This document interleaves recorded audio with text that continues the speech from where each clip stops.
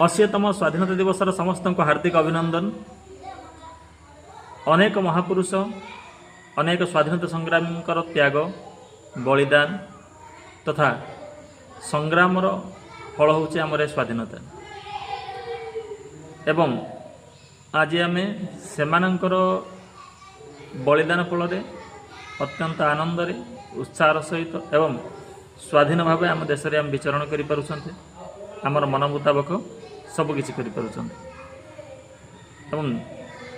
जो दिन बाबा साहेब तथा भारतीय महान नेता मानकर प्रयास रे भारतीय संविधान रूप मिलला से दिन आम आहरी स्वतंत्र हो गले किंतु वर्तमान सुधा आहरी अनेक क्षेत्र रही आज आम अनेक उन्नति करि why not we are in moon right now but still we need reform in some fields.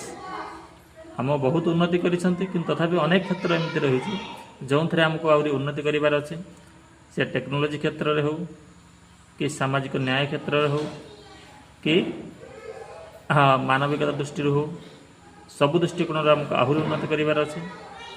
तेणु प्रत्येक भारतवासी प्रत्येक ओडिशावासी आमे प्रयास करिबा किपरि आम राज्य को आम देश को आहरी उन्नत स्तर को नहीं जिबा जोठी एक सुस्थ एक नैतिक एक वैज्ञानिक एक धार्मिक समाज गढ़ी उठिब एवं एठी सामाजिक न्याय धार्मिक सद्भावना मानविकता एवं सर्वोपरि देशर उन्नति रे प्रत्येक लोकंकर योगदान आम आशा करिबा।